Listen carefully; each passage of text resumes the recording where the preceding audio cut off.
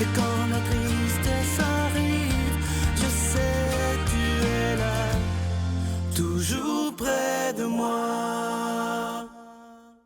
Bonjour, bienvenue à votre émission de La Victoire de l'amour en ce jeudi matin. J'espère que vous allez bien, qu'on se prépare à vivre une magnifique journée. Comme on le fait tous les jeudis, on rejoint quelqu'un qu'on apprécie beaucoup, le plus jeune de la famille, Pierre-Luc Bordelot.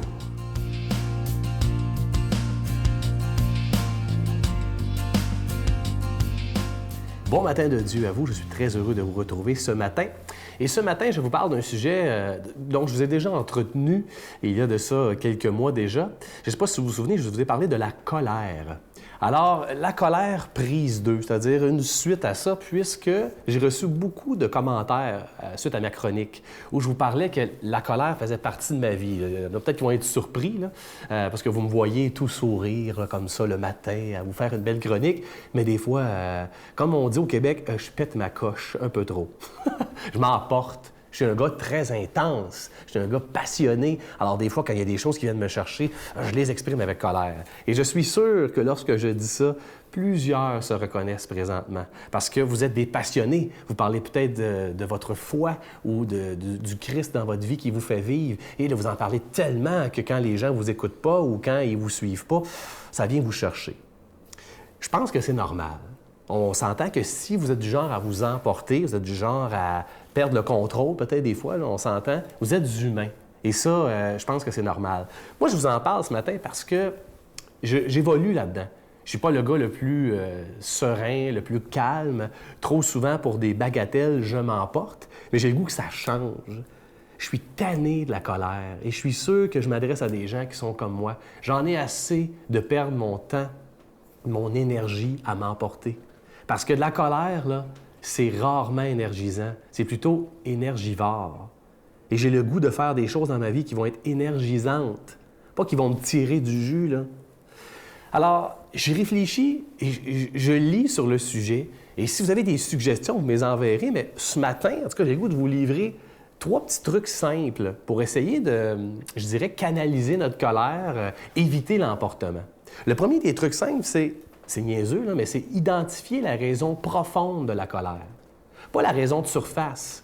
En général, là, la personne t'a dit quelque chose, ou tu es en retard, ou voyons, comment c'est qu'il avance pas vite, ce gars-là, un matin. Ça, c'est l'émotion de surface, c'est la colère. Mais qu'est-ce qui est là profondément?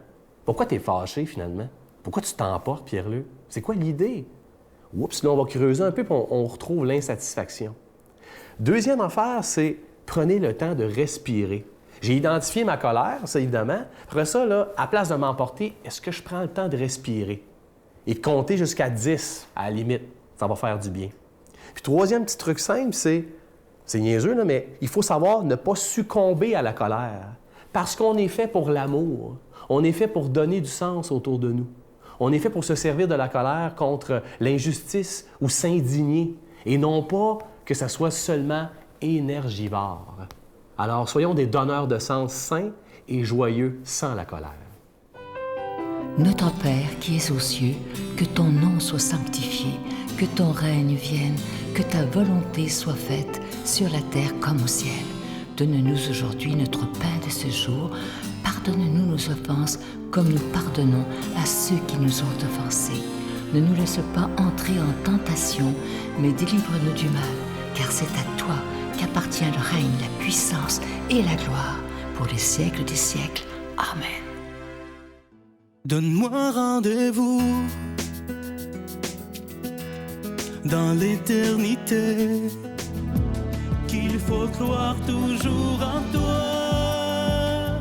Mais mon Dieu, j'ai besoin de toi, comme lui savoir dresser la table, chanter l'amour, gens de toute la terre. Joins mon cœur, je l'ai gardé pour toi, mon Dieu. La victoire de l'amour, c'est la force de la foi. Je Je suis tellement content de vous parler de ce nouveau cadeau du mois, une belle exclusivité de la Victoire de l'amour. Regardez-le bien, il est vraiment magnifique. C'est un pendentif au nom de Jésus et c'est un véritable bijou. Hein. C'est plaqué or et c'est d'une très, très grande qualité. Et ça a été fait sur mesure pour la Victoire de l'amour. C'est fabriqué au Québec. C'est les mêmes fabricants qui avaient fait une magnifique médaille de la Vierge. Alors, c'est d'une très, très grande qualité. Je vous rappelle que ce pendentif, il est déjà béni. Vous le recevrez avec un don de 25 et si vous en voulez deux, avec un don de 40 parce que ça se donne vraiment bien en cadeau et vous allez le recevoir très rapidement. Je veux vous remercier de tout cœur de votre grande générosité. Vous savez que grâce à vos dons, ça nous permet depuis 22 ans d'annoncer la parole de Dieu par la télévision, par Internet, par tous ces moyens modernes pour répondre à cette demande de Jésus qui nous dit « Allez de par toutes les nations annoncer la bonne nouvelle ». Je vous rappelle également que vous recevrez un reçu pour fin d'impôt. Je vous donne l'adresse. La Victoire de l'amour, casier postal 120, succursale Boucherville à Boucherville, le J4B 5E6, je vous la redonne. La Victoire de l'amour, casier postal 120, succursale Boucherville à Boucherville, le J4B 5E6. Également par téléphone, par carte de crédit du lundi au vendredi de 8h30 à 16h30 dans le 514-523-4433, 523-4433 ou sans frais, le 1-888-811-9291, 1-888-811-9291 et aussi sur notre site Internet, le www.lavictoiredelamour.org. Et je vous rappelle, ce magnifique pendentif, c'est vraiment un véritable bijou qui est plaqué or. Regardez-le, il est absolument magnifique. C'est au nom de Jésus. Et ce pendentif, il est déjà béni. Merci de tout cœur de votre grande générosité.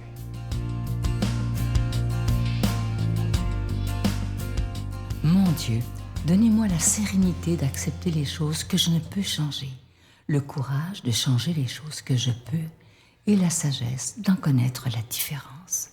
Amen. Aujourd'hui, la parole de Dieu est proclamée par quelqu'un qu'on apprécie beaucoup pour sa grande profondeur, l'abbé Éloi Giard.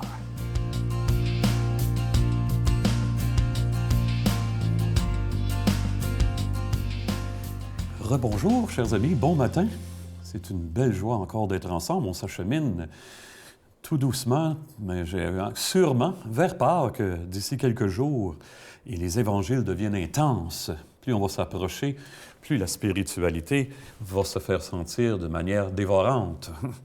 Alors, c'est dans l'évangile de Jean, celui qui a creusé le plus, justement, le mystère de Jésus. Jésus disait aux Juifs, « Amen, amen, je vous le dis. Si quelqu'un reste fidèle à ma parole, il ne verra jamais la mort. » Les Juifs lui dirent, « Nous voyons bien maintenant que tu es un possédé.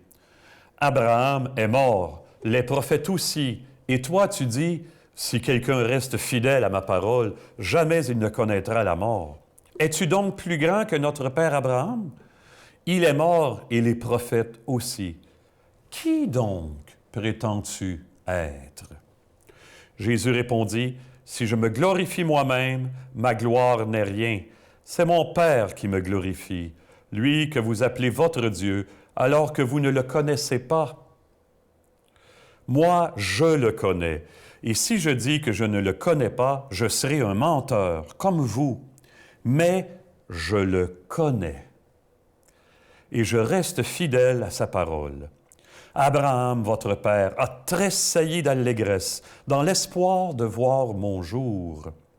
Il l'a vu et il a été dans la joie. » Les Juifs lui dirent alors, « Toi qui n'as pas 50 ans, tu as vu Abraham? » Jésus leur répondit, « Amen, amen, je vous le dis, avant qu'Abraham ait existé, moi, je suis. » Alors ils ramassèrent des pierres pour les lui jeter, mais Jésus, en se cachant, sortit du temple.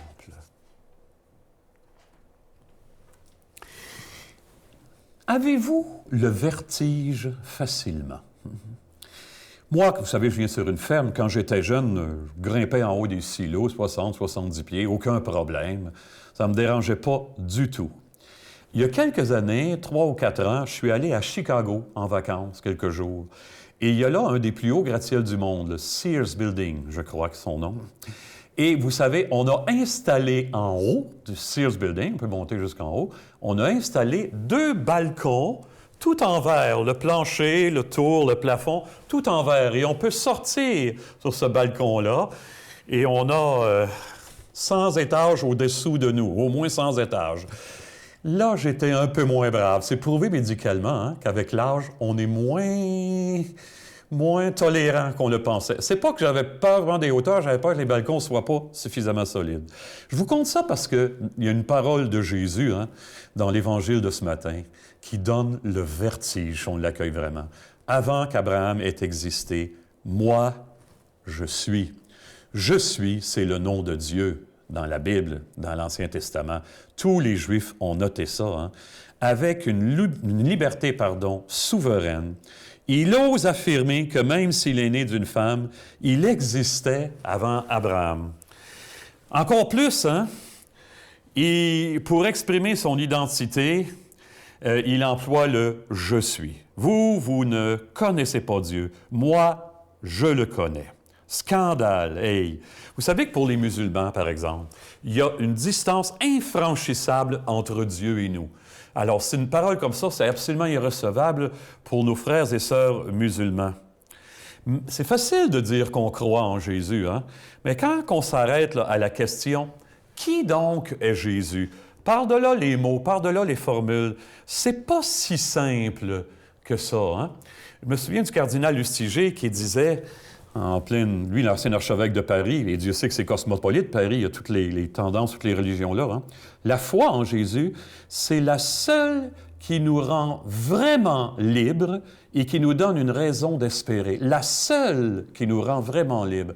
Il faut donc que Jésus propose un amour plus fort que tout. Quand on regarde l'Évangile, on est surpris de fait par les exigences de Jésus qui vont plus loin. Par exemple, Gandhi, vous savez, Gandhi, qui admirait beaucoup Jésus, a passé toute sa vie à méditer sur 3 mots de l'Évangile. Aimez vos ennemis. Gandhi sentait en quelque part que ce n'était pas seulement humain. Il fallait que ça vienne de plus loin que nous, de plus profond que nous, cette capacité d'aimer nos ennemis. Humainement, on n'est pas capable de faire ça. Gandhi qui disait d'ailleurs, si je rencontrais un seul chrétien qui vit le sermon sur la montagne, je me ferais chrétien. Alors, les exigences d'amour de Jésus vont plus loin que n'importe quelle autre personne. On sent que Jésus est de Dieu, en quelque part, à un degré que par nous-mêmes, on ne peut pas atteindre. Il vit ses exigences humainement jusqu'au bout. En lui, on sent que l'amour n'arrête pas à mi-chemin, mais que l'amour va le conduire jusqu'au bout. Et c'est plus fort que lui, Jésus. Je connais Dieu. Il y a quelque chose d'invincible dans le don que j'ai en moi-même, et c'est ça qui va le conduire jusqu'au bout. Conscient de ce don qui nous a été fait en Jésus, de l'amour qui nous a aimés jusqu'au bout. Prions ensemble aujourd'hui. Demandons à Dieu de nous bénir dans cet amour, lui qui est Père, Fils et Esprit Saint. Amen. Bonne vie, bonne journée tout le monde. Je vous salue Marie, pleine de grâce. Le Seigneur est avec vous. Vous êtes bénie entre toutes les femmes, et Jésus, le fruit de vos entrailles, est béni. Sainte Marie, Mère de Dieu, priez pour nous pauvres pécheurs, maintenant et à l'heure de notre mort. Amen.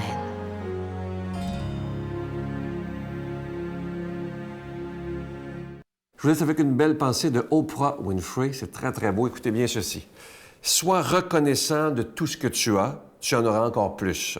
Si tu te concentres sur ce que tu n'as pas, tu n'en auras jamais assez. Et ça, c'est tellement vrai. Vous voyez, Oprah qui aurait eu tout dans sa vie pour se plaindre. Elle est née dans la pauvreté. Ça n'a pas été évident, sa vie. Regardez ce qu'elle est devenue. Et oui, elle a une grande richesse matérielle, mais c'est une femme qui aide des milliers et des milliers de personnes. Alors, oublions jamais. Elle, cette femme-là, moi j'ai déjà lu un de ses livres, elle parle beaucoup de la gratitude. Et Saint Paul en parle. Plus on remercie Dieu, plus Dieu nous donne. C'est important de ne pas toujours demander, mais de dire merci. À demain. Et puis, ce qui pose problème en fait, ce sont les pardons extraordinaires. Viol, meurtre, douleur et souffrance pendant des années. Et en fait, on s'est aperçu dans les études et dans nos conférences, on le voit, dès qu'il y a pardon, intellectuellement, il y a libération.